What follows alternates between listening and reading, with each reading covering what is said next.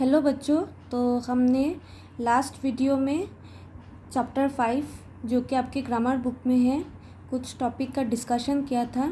तो आज हम कुछ और जो बाकी रह गए उन टॉपिकों का डिस्कशन करेंगे। तो पहले आपका है कारक। आप पिछले क्लास में पढ़ चुके हैं कि कारक किसे कहते हैं, लेकिन फिर से हम एक बार रिवाइज कर लेते हैं। कारक का अर्थ होता है किसी कार्य को करने वाला। कारक का अर्थ होता है जो कुछ कार्य कर रहा है, यानी जो भी क्रिया को करने में भूमिका निभाता है, जो कि मतलब जो काम को करने की भूमिका निभाता है उसे हम कारक कहते हैं। तो कारक कितने प्रकार के होते हैं? 8 प्रकार के होते हैं। कर्ता कारक, कर्म कारक, करण कारक, संप्रदान कारक, अपादान कारक, संबंध कारक, अधिकरण कारक और संबोधन कारक। तो कर्ता कारक किसको कहते हैं? हम जो काम को करता है, यानी कि काम को करने वाला। तो इसका हम एग्जाम्पल देख लेते हैं कि एक एग्जाम्पल दिया हुआ है, रेखा ने अपने भाई को बुलाया। तो यहाँ पर काम कौन कर रहा है? रेखा। क्या काम कर रही है? अपने भाई को बुला रही है। तो सेकंड है कर्म। कर्म कारक किसको कहते हैं? काम का प्रभाव जिस पर पड़े। काम का प्रभाव जिस पर पड़े उसे हम कर्म कारक कहते हैं। जैसे कि रेखा ने अपने भाई को बुलाया, तो यहाँ पर रेखा किसको बुला रही है? भाई को बुला रही है। तो प्रभाव किस पर पड़ रहा है? बुलाने का प्रभाव भाई पर पड़ रहा है। फिर है करण।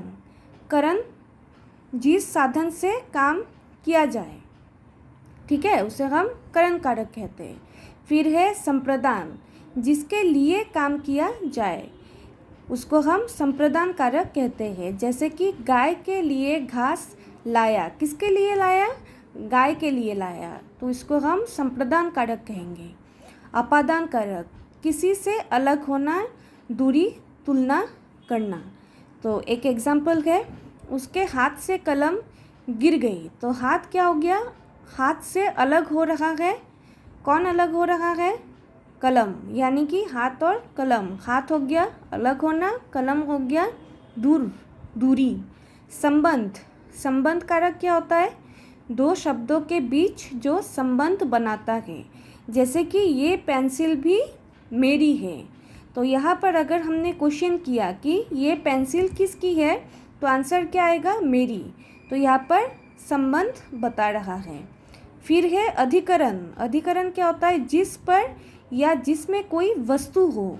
जैसे कि पेड़ पर घोंसला है, तो कहाँ पर घोंसला है? पेड़ पर। तो वस्तु मतलब यहाँ पर घोंसला, और कहाँ पर है? पेड़ पर। संबोधन क्या होता है? जिसे पुकारा जाए या संबोधित किया जाए, ठीक है। फिर नेक्स्ट हम चलते हैं अकर्मक और सकर्मक क्रिया, ठीक है। तो अकर्मक और सकर्मक क्रिया क्या होता है?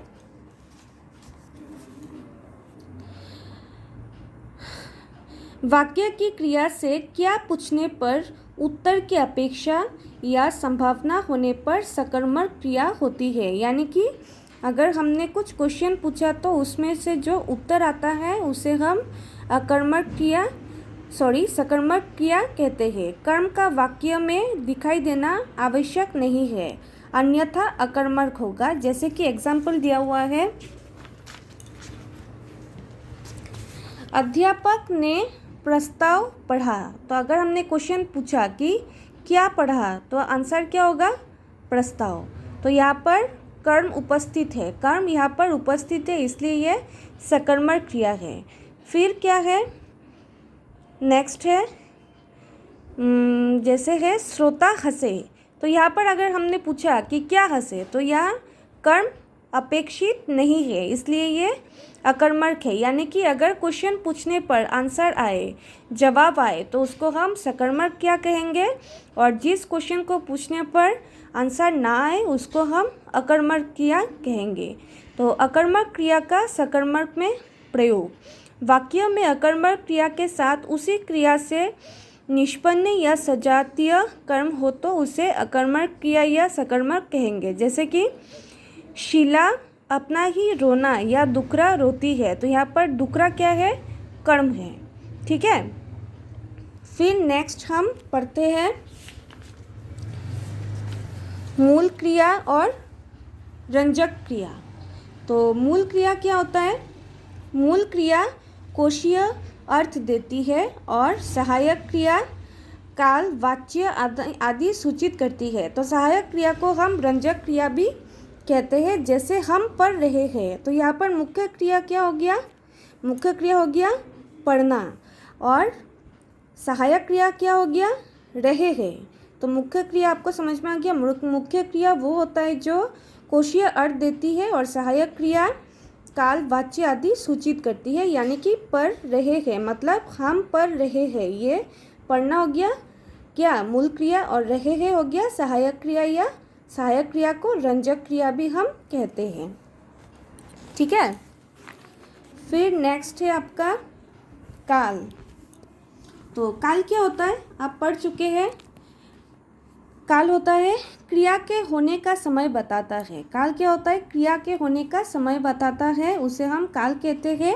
आमतौर पर है, ता है, रहा है वाली क्रिया वर्तमान में है, और था, थी, थे, आ वाली क्रिया भूतकाल में, गा, गे, गी वाली क्रिया भविष्यत काल में मानी जाती है। इस फॉर्मूले पर पूरा विश्वास ना करें, लेकिन ये हमेशा ऐसा ही जो होगा ऐसा कोई बात नहीं है। हम कभी कभी अलग से हम वाक्य को पढ़कर भी उसका काल हमें समझना पड़ता है। जैसे कि एक एग्जाम्पल दिया हुआ है, कल प्रधानमंत्री जापान जा रहे हैं।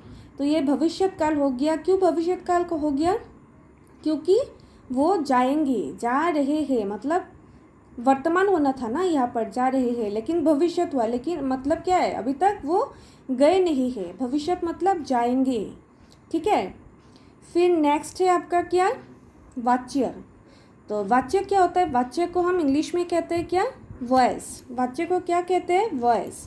तो फर्स्ट है कर्तृवाच्य, में कर्ता को प्रधानता दी जाती है। कर्तृवाच्य मतलब क्या होता है? जो कर्ता पर प्रधानता देती है। जैसे कि बच्चा पढ़ता है, तो यहाँ पर कर्ता कौन है? बच्चा है। ठीक है। तो यहाँ पर बच्चा पर प्रधानता होगी। फिर होगा क्या? कर्मवाच्य। कर्मवाच्य क्या होता है? में कर्म को प्रधानता, कर्ता का उल्लेख प्राय नहीं होता, अर्थात क्रिया का व्यापार कौन कर रहा है यह महत्वपूर्ण नहीं है। जैसे होली में रंग डाला जाता है, एक नाटक प्रस्तुत किया जाएगा। ठीक है। कर्मवाच्य में कर्ता का उल्लेख ज़रूरी हो, अगर कभी कर्मवाच्य में कर्ता का उल्लेख करना ज़रूरी हो तो द्वारा लगाया जाता है। जैसे कि संसद द्वारा बिल पारित किया गया, सरकार द्वारा नए वेतन घोषित किए गए। तो यहाँ पर द्वारा लगाया गया है क्योंकि यहाँ पर कर्ता का उल्लेख करना ज़रूरी है। फिर है भाववाच्य में क्रिया का भाव प्रधान होता है। भाववाच्य में क्या होता है? क्रिया का भाव प्रधान होता है, और कभी कभी अशक्तियाँ भी द्योतित करता है। जैसे कि आप तो पहचाने भी नहीं जाते, यहाँ पर भाव का प्रकट हो रहा है, क्रिया का भाव प्रकट हो रहा है। मुझसे ना हंसा गया ना रोया गया, यहाँ पर भी क्रिया का भाव प्रकट किया गया है। ठीक है।